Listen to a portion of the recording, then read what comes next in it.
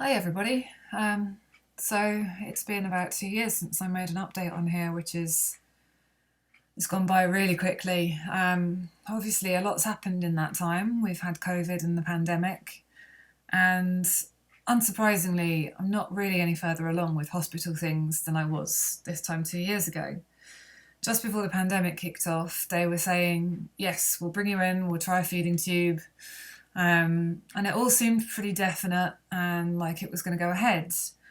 And then I had an appointment in December, just gone, where they started umming and ahhing about it again and saying all the same stupid things as before, as like, oh, well, we don't know if it's tolerated very well with people with EDS and all this kind of thing.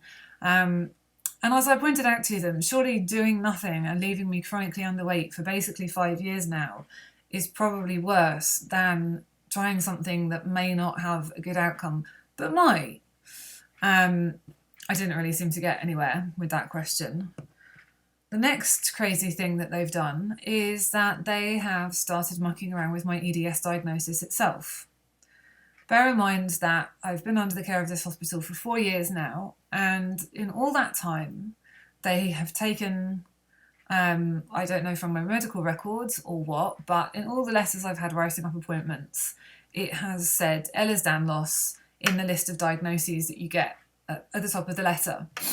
Now, from the appointment in December, they have suddenly decided to call it hypermobility spectrum disorder, which is not the same thing as Ehlers-Danlos. Moreover, they have given me no adequate explanation as to why they're trying to change this. I mean, they're a gastro department, so it's not like they kind of have any business fundamentally poking around in this area.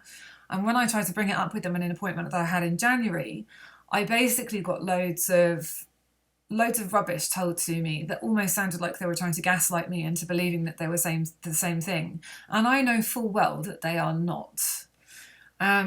So yet more from the people who I'm supposed to be able to put my faith and trust in to look after me, yet more seeming reasons why I can't trust them, because I don't feel like they have my best interests at heart. So I've had to go and spend ages digging around in my old medical letters folder and try and find the diagnostic letter that I had from many years ago now, where it confirmed that they thought I had Ehlers-Danlos. The problem with that letter, of course, is that it's so far out of date now that it doesn't really give an accurate representation of my condition today.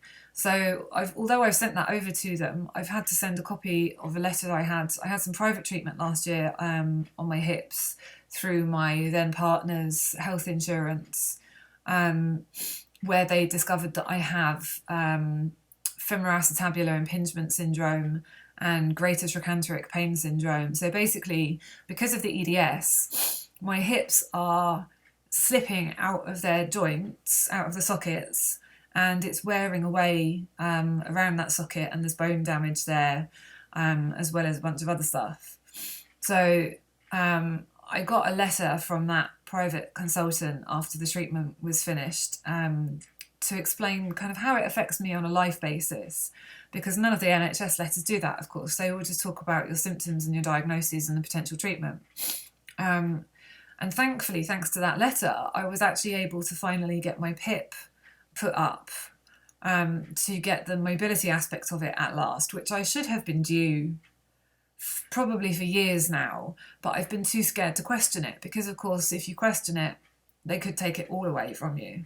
And I'm fairly sure that they know full well that a lot of people probably don't question it because of that exact reason. Realistically, I could potentially even deserve the higher rate mobility aspect. But again, I'm not going to question it because I'm grateful for what I've got now.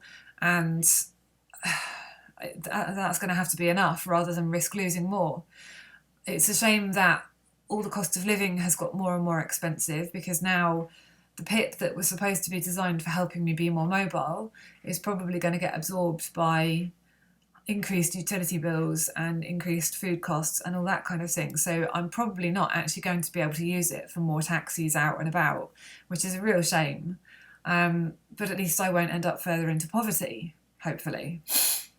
So anyway, in the meantime, all this stuff has gone off to the Royal London about the EDS diagnosis, and with the private letter about my hip problems and the pain that it causes me, the difficulties with my mobility.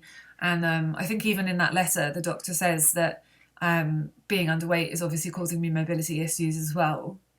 I sent all that off to them. I've had no response since. In that letter that they sent back in January when they got the diagnosis wrong, they also got my pronouns wrong. They got some medications wrong, a whole host of things. And I sent them a letter to say to them, these are all the things that are inaccurate in this letter. And the only thing that they wrote back and changed was my pronoun. Now, at least they've got that right. But at the same time, it was literally the same letter, just copied and pasted where it previously said female pronoun and now to they instead. So I don't know if they have accepted that I actually do have EDS or if I'm going to have to continue fighting it. I was supposed to have an in-person appointment at the beginning of March, but unfortunately I had an assignment due with my Open University course the day after, and I had to give that priority. This is a state of how bad things are. I cancelled that appointment and rescheduled it, and the earliest available one they could give me was August. So it's looking like this year I probably won't get any treatment again. I'm beginning to feel like I might just give up on all of this, because if the doctors aren't taking it seriously, what does that tell me about whether I should or not? And even though I'm underweight, if they're not taking it seriously, then do I really need to? I don't understand what's going on. If the underweight threshold is where it is, it should be where it is for a reason. And surely it shouldn't be a proportional amount underneath that is the deciding factor about whether you get treatment or not. I would have thought that if the line is where it is, it shouldn't matter if you're 0.1 underneath it or 2 points underneath it. Being underneath it should be all that's important. But that doesn't seem to be the case. I'm often left wondering, just how sick do I need to get before they actually do anything? And the amount of energy it's costing me now, fighting them to listen to me, to treat me as a human being, to try and get any kind of treatment or help whatsoever.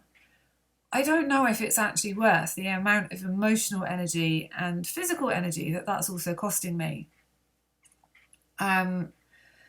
So I guess I'm going to wait and see what happens with this appointment in August and take it from there, really. So if you can keep your fingers crossed for me, then that would be really great. I could do with all the extra spare luck I can get. And at some point between now and then, I will try and do a life update post, because a lot of stuff has changed in the last 2 years. I'm still in the same flat, as you can see.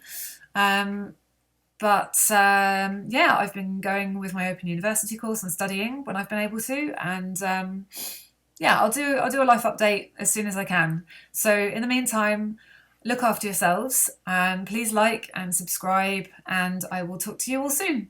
Bye.